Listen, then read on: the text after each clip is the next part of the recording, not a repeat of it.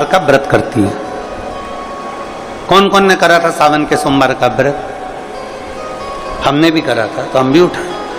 ठीक है। शिव जी के सम्मुख में शंकर भगवान के शिवलिंग पर जब बेलपत्र चढ़ता है तो बेलपत्र का जो सीधा भाग होता है वो शिव जी के शिवलिंग पर होना चाहिए, उल्टा भाग ऊपर होना चाहिए। बहुत ध्यान से समझना हो। जब नंदीश्वर को बेलपत्र चढ़ाते हो, नंदी जो बाहर होता है उसको बेलपत्र चढ़ाते हो, तो नंदी को दो जगह बेलपत्र चढ़ती है, आपको ध्यान में होगा। पहली बेलपत्र नंदी को जब चढ़ती है तो नंदी के सामने चढ़ती है, तो उसका बेलपत्री का जो डंडी का मुख है वो नंदी की ओर होता है और बेलपत्री की पत्ती का मुख शंकर जी की ओर होता है। समझ में आ रहा है सबको? डंडी का मुख, जैसे नंदी ऐसे बैठा है तो डंडी का मुख नंदी की ओर होगा, पत्ती का मुख शिव के, और ये सीधी की सीधी नंदी के सामने नीचे रखा जाती है, नंदी के सम्मुख। और एक बेलपत्र जब नंदी के ऊपर चढ़ती है तो डंडी का मुख शिव जी के ऊपर होता है और इस पत्ती का मुख नंदी के सिर पर नंदी की ओर होता है। ये दोनों में बहुत अंतर है महाराज। जैसे कोई बच्चा कोई कंपटीशन एग्जाम के लिए जा रहा हो या कोई परीक्षा देने के लिए जा रहा हो और पढ़ाई करे, स्मरण करे, तैयारी करे, वो अपनी जगह पर है। और ऐसा नहीं होता कि बच्चे पढ़ते नहीं है या तैयारी नहीं करते हैं। इसके बाद भी अगर उनका इंटरव्यू में पास नहीं होते या एग्जाम में पास नहीं होते तो उसके लिए ये दोनों बेलपत्री बड़ी काम करती है। बहुत ध्यान देना। जो नंदी के सामने बेलपत्र रखकर जाना, शिव जी के सम्मुख में बेलपत्र रखकर जाना, मतलब नंदी के सम्मुख में जब रखाएगी तो डंडी, जम के बोलिए, कहाँ होना चाहिए? नंदी की ओर। और जब ऊपर रखाएगी तो डंडी शिव की ओर हो। ये दो बेलपत्र रखकर शिव जी का स्मरण कर कर जाएं, कार्य सफलता की ओर बढ़ता है। कोई काम के लिए आप जा रहे हैं तो उसमें सफलता मिल जाती है, उसमें सफलता प्राप्त हो। शिव जी को बेलपत्र चढ़ा रहे हो, जो चिकना भाग है, सीधा भाग शिव जी के ऊपर, शंकर भगवान के ऊपर। थाली में अगर शिवलिंग का निर्माण कर रहे हो, पार्थिव शिवलिंग का निर्माण कर रहे हो, तो थाली में जब बेलपत्र रखोगे तो सीधी रखोगे, फिर उसके ऊपर शिवलिंग का निर्माण करो। अगर आप निर्माण करते हैं पार्थिव शिवलिंग का और बनाते हैं बेलपत्र का नीचे, महाराज शंभु। संसार में जितने मानव जन्मने हैं, जितने मानवों का जन्म होता है, जितने मनुष्य जन्म लेते हैं, उनको मन से भगवान दड़ी बनाकर भेजता है। पर व्यक्ति कानों से दड़ी नहीं हो पाता।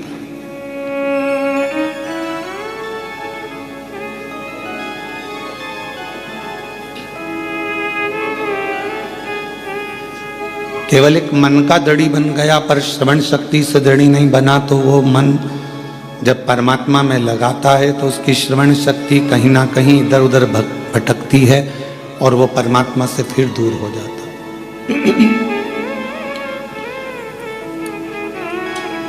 परमात्मा से दूर होने का कारण ही हमारी कहीं ना कहीं मन को भटकाने का क्रम ये कान कर जाते हैं।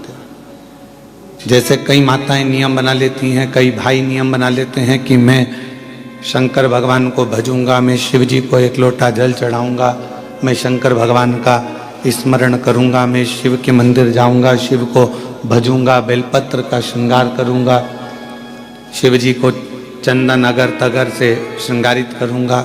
ये मन में उसने एक भाव बना, मन से वो दड़ी बन गया। पर मालूम पड़ा फिर किसी ने पूजन करते करते, भजन करते करते 1.5 महीना, 2 महीना, 3 महीना निकला और किसी ने तुम्हारे कानों में आकर कह दिया शिव जी को जल चढ़ाने से क्या होता।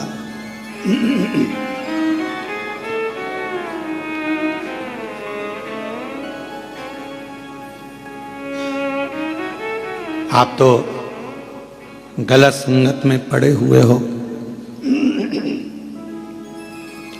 गलत विचारों में पड़े हुए हो, गलत संगत में पड़े हुए हो, गलत भाव में पड़े हुए हो, तो शिव कैसे रिझेंगे? फिर कोई आया, किसी ने आके फिर कह दिया, फिर आके किसी ने आकर कह दिया कि ये तुम गलत करे इसलिए परमात्मा का भजन ना करो।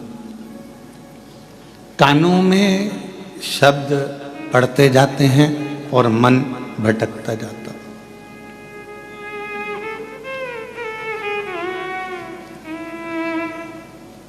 मन भटकता कब है? जब हम गलत लोगों की बातों में आ जाते हैं।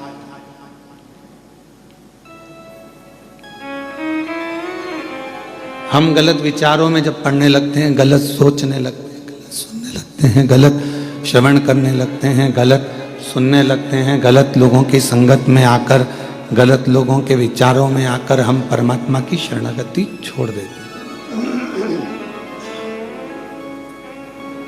भगवान का भजन, भगवान की भक्ति हम छोड़ देते। प्रभु मिलन में सुख है और प्रभु बिछड़न में दुख। जितना हम परमात्मा के करीब में जाते जाते हैं उतना उतना हमारे जीवन में लोग कहते हैं हम भगवान का इतना भजन करते हैं, हम इतना स्मरण करते हैं, हम इतनी पूजन करते हैं, हम इतनी आराधना करते हैं, हम इतना मंत्र जाप करते हैं, नाम जाप करते हैं, उसके बाद भी हमारी जिंदगी में दुख क्यों आता है?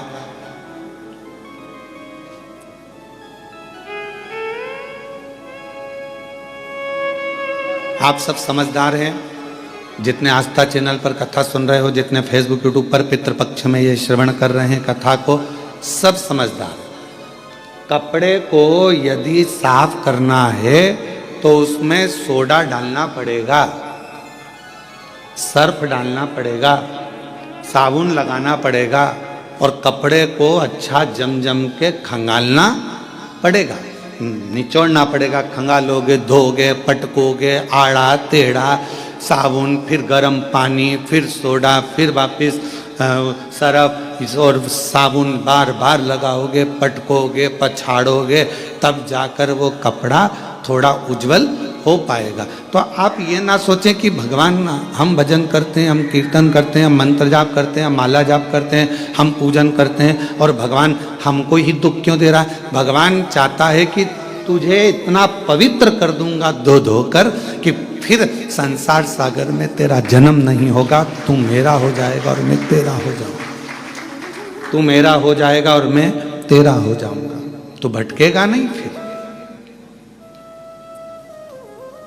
और मैंने तेरे ही भरोसे बाबा, तेरे ही भरोसे हवा बिच उड़ती जावांगी, बाबा डोर हत्तो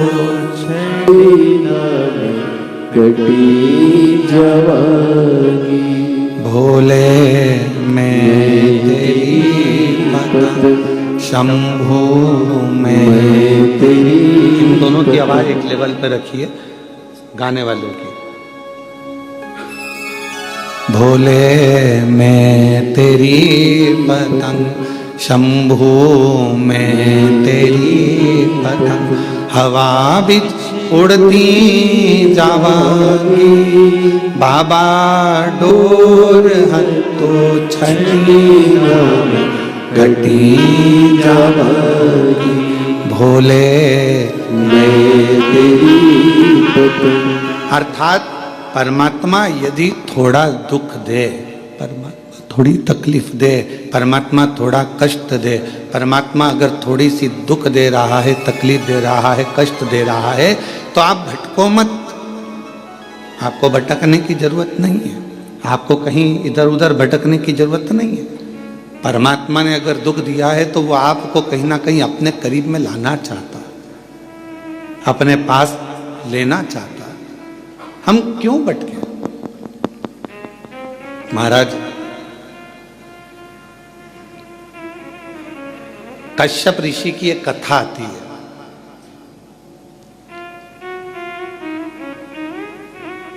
कि कश्यप बाबा, कश्यप ऋषि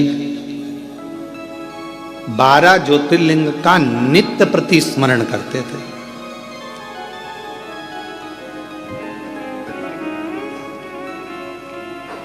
श्राद्ध पक्ष की कथा है, थोड़ा सावधानी से सुनिएगा। श्राद्ध पक्ष की कथा है, थोड़ा सावधानी पूर्वक स्मरण करिएगा और अपने जीवन में उतारने का प्रयास करिएगा। जितने भी आस्था चैनल पर सुन रहे हो, चाहे फेसबुक यूट्यूब पर सुन रहे हो, चाहे इस कथा के पंडाल में बैठकर सुन रहे हो, कश्यप बाबा 12 ज्योतिर्लिंग का स्मरण करते हैं, पर कभी उन्होंने अपनी जिंदगी में पार्थिव पूजन करा? हर बार 12 ज्योतिर्लिंग का स्मरण करा, पार्थिव पूजन करा, पर कभी उन्होंने 12वां ज्योतिर्लिंग नहीं बनाया। अर्थात 11 ज्योतिर्लिंग बनाते थे और 12 ज्योतिर्लिंग उसमें बनाते ही नहीं थे।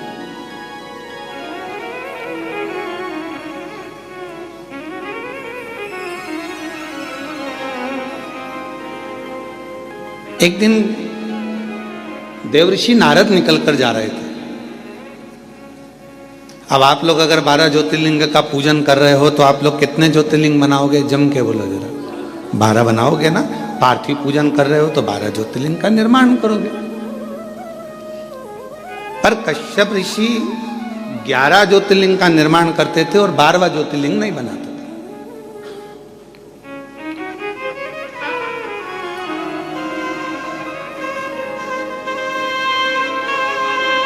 देवऋषि नारद का आगमन हुआ और देवऋषि नारद का आगमन हुआ और देवऋषि नारद ने आकर पूछा कि कश्यप बाबा एक बात बताओ, आप जो ये ज्योतिर्लिंग का निर्माण करते हो, ज्योतिर्लिंग बनाते हो, तो इसमें 11 ज्योतिर्लिंग बनाते हो, 12वां ज्योतिर्लिंग क्यों नहीं बनाते? 12वां ज्योतिर्लिंग निर्माण क्यों नहीं करते? नारद जी पूछ पूछ कर थक गए, तो भी आखिरी तक कश्यप ऋषि ने यह नहीं बताया कि 12वां ज्योतिर्लिंग क्यों नहीं बनाते। 11 के पूजन करते, 12वां बनाते ही।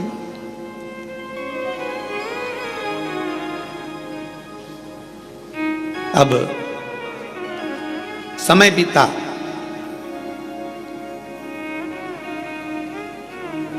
भगवान शंकर के पास में ऐसी सूचना मिल गई कि कश्यप ऋषि 12 ज्योतिर्लिंग का पूजन करते, पर ज्योतिर्लिंग बनाते कितना है? जम के बोलो जरा। 11। और पूजन कितने ज्योतिर्लिंग की कर रहे हैं? अच्छे से बोलो, आवाज नहीं आई। 12। तो जब 11 ज्योतिर्लिंग का आराधना कर रहे हैं, 11 ज्योतिर्लिंग का निर्माण कर रहे हैं, तो 12 ज्योतिर्लिंग का पूजन का फल कैसे मिले? कैसे प्राप्त हो? तब पार्वती जी एकदम रुष्ट होकर बैठ गई और पार्वती जी शिव जी की आराधना करने लगी। भोलेनाथ जी ने पूछा, पार्वती तुम रुष्ट क्यों?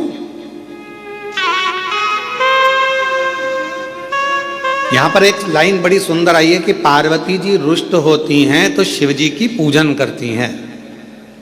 हमारा आप सबसे भी यही निवेदन है, अगर मान लो जिस दिन तुमको गुस्सा आए उस दिन तुम महादेव की पूजन करो,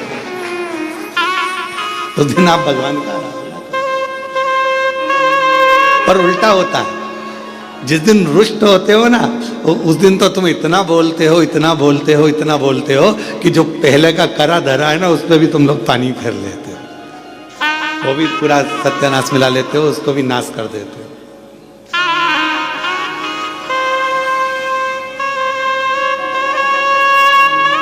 पार्वती जी अगर थोड़ी सी रुष्ट हुई हैं और मां पार्वती जी अगर रुष्ट हुई हैं तो वो शिव जी की आराधना कर रही हैं, शंकर जी की आराधना कर रही हैं।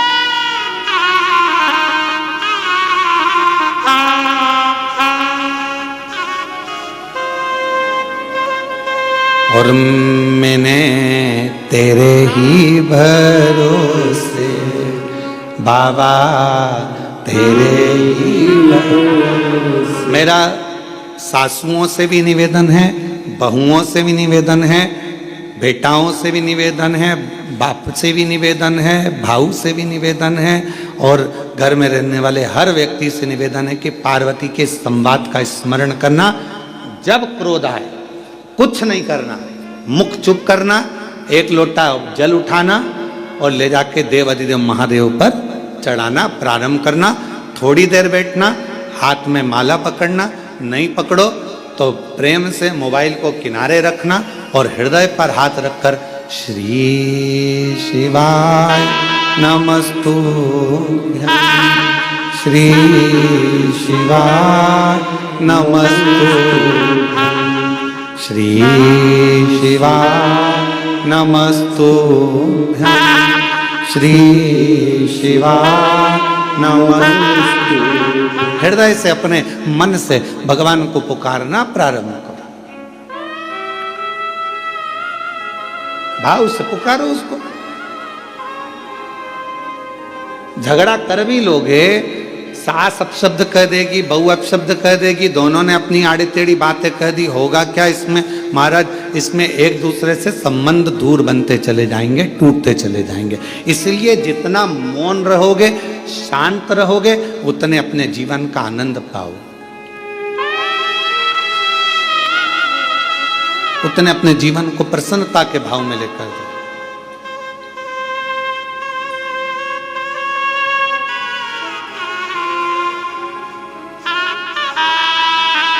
रहीमन धागा प्रेम का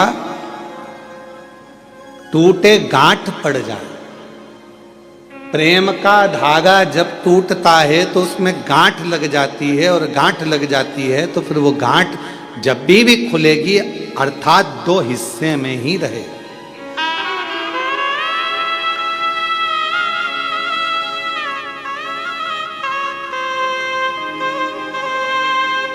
गन्ने का रस पिया है? जम के तो बोलो। महाराष्ट्र में गन्ना ही बोलते हैं, ईख बोलते हैं। ऊस? अच्छा अच्छा, वो मूस नहीं बोला। अब मराठी में उसको ऊस कहते हैं, तो जो हमारे उधर गन्ना कहते हैं, शुगर कहते हैं, है?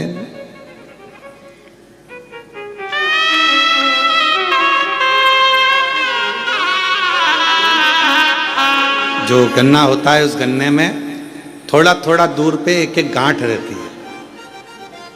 गन्ने के पूरे भाग में मिठास होता है, पर जहां गांठ होती है ना उसकी, उसमें मिठास नहीं होता, उसमें रस नहीं होता।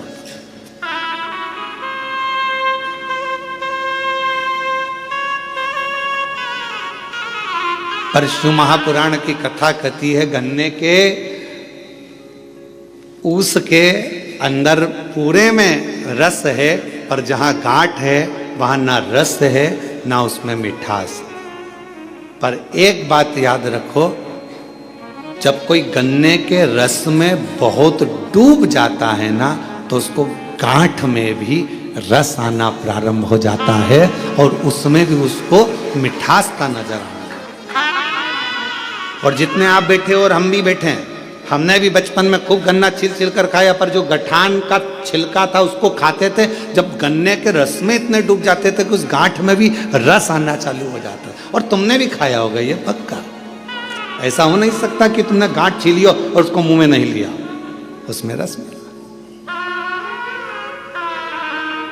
तो कहा, यदि परिवार में एक दूसरे को मिलकर चलना है और उसमें अगर रस आ रहा है, तो फिर एक निवेदन है, कभी विवाद की, कभी द्वेष की अगर गांठ पड़ भी जाए, तो उसको भुलाते हुए उस रस में डूबने का फिर प्रयास करना, और उस गठान को, उस गांठ को एक साइड पटकने का प्रयास करना, एक साइड।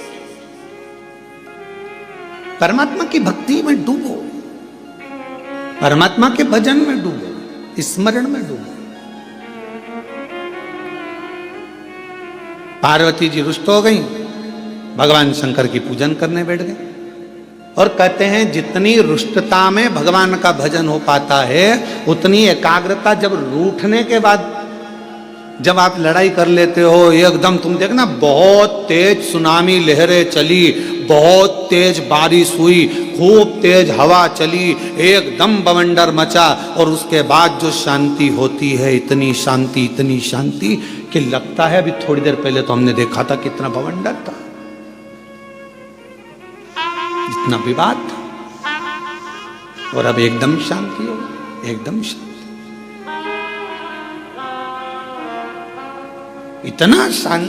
इतना शांत कैसे हो सकता? तो जब विवाद छिड़ जाए, बहुत क्लेश हो जाए, बहुत अशांति हो जाए घर में, मान लो किसी कारणवश अगर विवाद हो जाए, तो मेरा निवेदन है टूटना नहीं, एक दूसरे से अलग मत जाना, बल्कि साथ रहना। तुम उसको समझना, वो तुम्हें समझेगा, और एक दूसरे से साझा बनाकर ये गन्ने के रस जैसा उसका आनंद लेते हुए आगे बढ़ते चले जाना, उसमें क्लेश ना हो। और मत बुरे कर्म कर बंदे, वरना पछताएगा, भगवान की आंखों से तू बच नहीं पाएगा, तू बच नहीं पाएगा। अरे ओ अज्ञानी मत कर नादानी, अरे ओ अज्ञानी मत कर नादानी, तेरे कर्म का फल भी तू ही पाएगा, जैसा किया तूने तेरे आगे आएगा। मत बुरे कर्म कर बंदे, वरना पछताएगा, भगवान की आंखों से तू बच नहीं पाएगा, तू बच नहीं पाएगा। आप कर्म करते चलो। आज का व्यक्ति कैसा है? तो कहा आज का व्यक्ति ये सोचता है कि मैं काम कम करूं और फल ज्यादा मिले।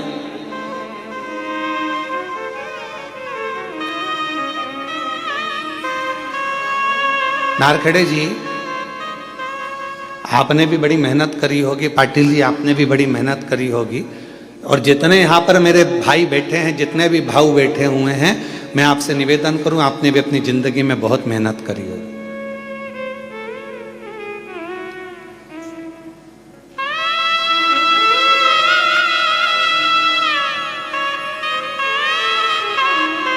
खूब मेहनत करी,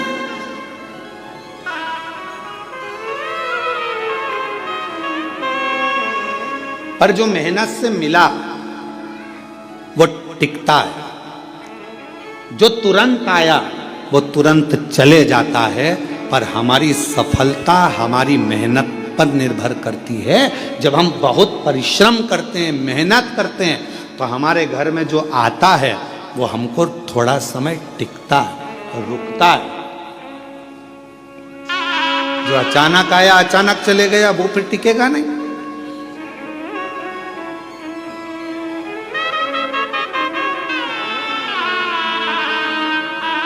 और मेहनत कर कर जो सुख मिलता है ना, वो सुख दूसरा ही है।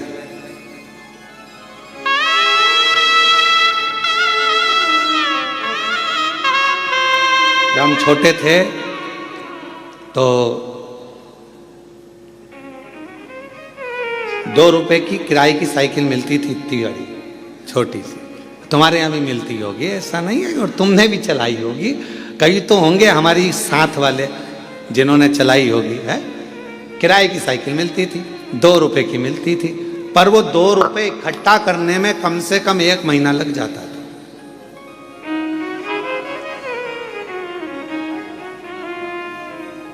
हितेश, तेरे को तो मालूम ही नहीं होगा बेटा, मालूम है क्या तेरे? अच्छा, ठीक है।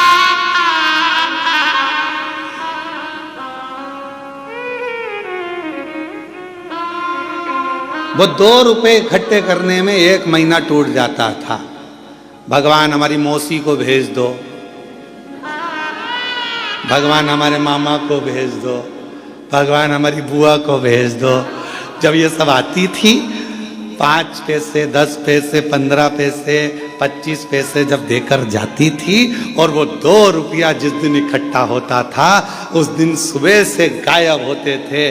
साइकिल लेते थे छोटी वाली, और कभी कभी किस्मत ऐसी होती थी कि वो साइकिल ऐसी मिलती थी जिसकी चेन बार बार उतर जाती थी।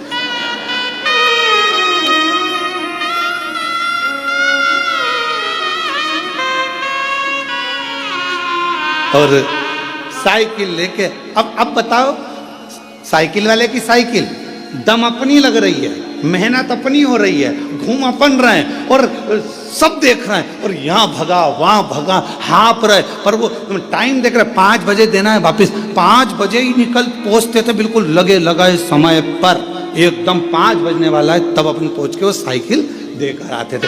तब तक पूरे थक जाते थे, एकदम चला कर वो 2 रुपए पूरे वसूल कर लेते थे। और फिर मम्मी पूछती थी बेटा वो देकर गई थी 15 पैसे, 10 पैसे, 20 पैसे, 25 पैसे, तो उसकी तो मैं साइकिल चलाया आया, क्या मिला तुझे? तो मम्मी बहुत मजा आया, आनंद आया, खुशी मिली, आनंद मिला। इतनी मेहनत जो करी है ना, तो ये मेहनत कर कर जो सुख मिला है उसके आगे सब शून्य है, सब शून्य।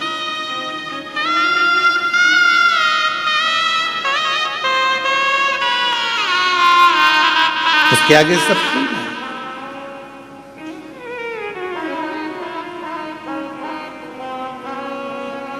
और कभी कभी जो मेहनत के बिना मेहनत के मिल जाता था वो कहीं ना कहीं गिर जाता था। एक बार हुआ ऐसा हमारे साथ भी, तुम्हारे साथ भी हुआ होगा। नवरात्रे का समय था, नमक चौराहे पर बैठी माता जी हमारे सीहोर में, और नमक चौराहे पर माता जी बैठी, और माता जी बैठी तो वहाँ पर एक स्टेज बना, स्टेज पे साबुन रखा, पाउडर का डब्बा रखा, और नहाने का साबुन, कपड़े धोने का साबुन, सरफ की थैली, और वहाँ ले जाके खड़ा कर दिया, 10 पैसे दो और 10 रिंग फेंको। तुमने भी फेंके होंगे ऐसे गोले गोले रिंग। अब परंतु वह इतने साल हो गए उसमें एक साबुन नहीं आया, और एक दिन साबुन अगर आ गया तो साबुन को खुशी खुशी लेकर जा रहे थे, और मालूम पड़ा कि वो साबुन रखा था जेब में, जेब थी फटी और साबुन पूरा गया गिर।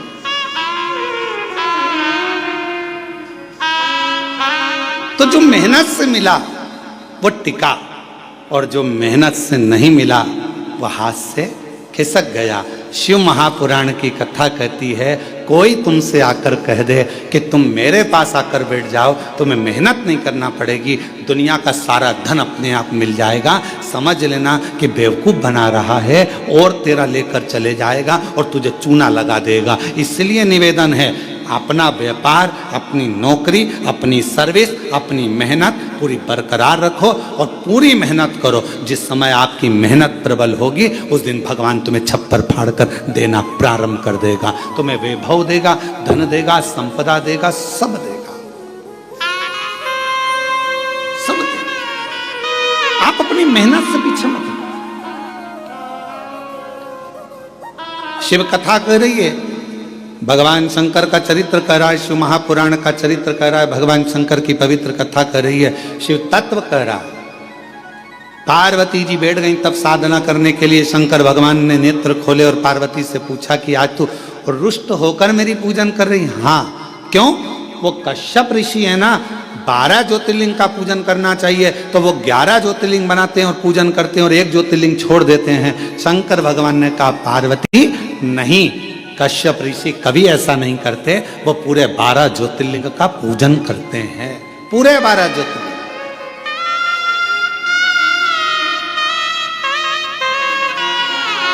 चलो जरा देख के आओ।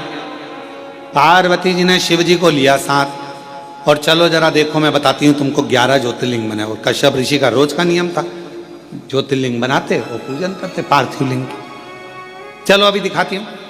और ले गए, जो सामने देखे तो 11 ज्योतिर्लिंग बने थे।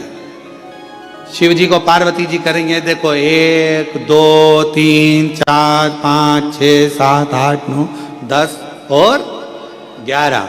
अब शंकर भगवान बोले अभी रुक, मैं गिन के बताता हूं, देख 1 2 3 4 5 6 7 8 9 10 11 12। पार्वती जी बोली क्यों मुझे पागल बना रहे हो प्रभु, अब तुम तो शिव जी हो ना, तो तुम अपने आप को क्यों गिन रहे हो? तो भगवान शंकर बोले 12 ज्योतिर्लिंग की पूजन कर रहा है। पूछो कश्यप ऋषि से। बाबा कश्यप ऋषि के सामने प्रकट हो गए। कश्यप बाबा ने देखा आज तो भगवान प्रकट हो गए। जब जब ये उलझन होती है ना, जब जब झगड़ा होता है, जब जब कोई विवाद उत्पन्न होता है, जब जब कोई क्वेश्चन आता है, जब जब कोई प्रश्न आता है, जब जब कोई बवाल मचता है, समझ लेना उसमें कोई ना कोई मंथन होकर कुछ निर्णय निकलने वाला।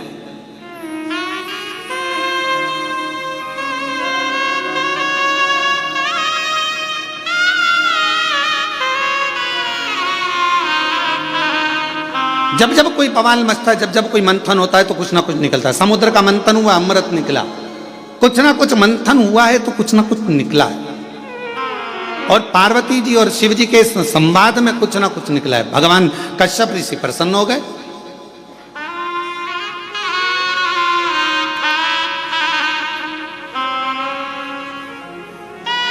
और मंथन में कुछ ना कुछ निकलना जरूरी भी है। एक प्रसंग बड़ा सुंदर है महाराज जी।